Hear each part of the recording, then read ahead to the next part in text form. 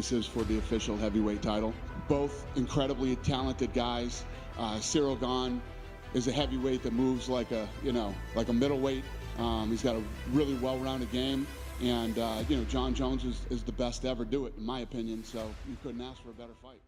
On Saturday night, the greatest fighter to ever live is back. After 3 years away, Jon Bones Jones makes his octagon return and heavyweight debut against French kickboxing master Ciryl Gane. Jones has had a turbulent career, to say the least. There was this one, this one, this one, this one, oh, and that one.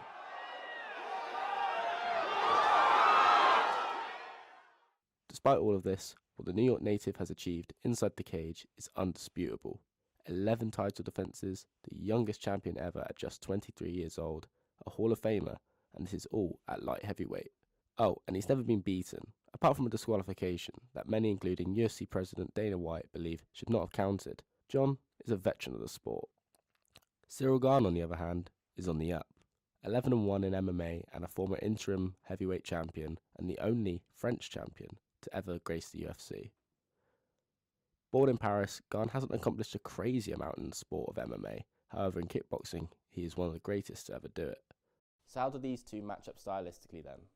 Well, both are dynamic strikers, with Gane being the most powerful. Gane also has the lighter movement and speed. Jones is a creative striker utilising vicious knees, elbows and kicks, which combine with his NCAA wrestling and jiu-jitsu to form his all-round game.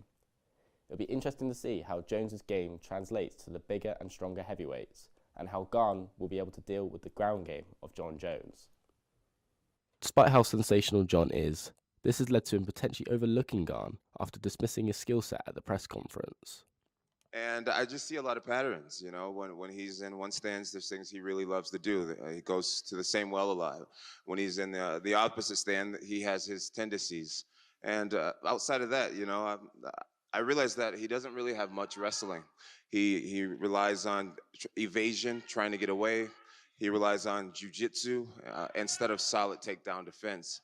And same with the ground game. I watch Francis Ngannou be able to rack up, I think, maybe 5-6 minutes of top time in that fight. And Francis is not a guy that's known to control people on the top. So, will Francis and Gane prevail again on the world stage, or will Jon Jones solidify what most people already know, and that is Jon Jones is the GOAT?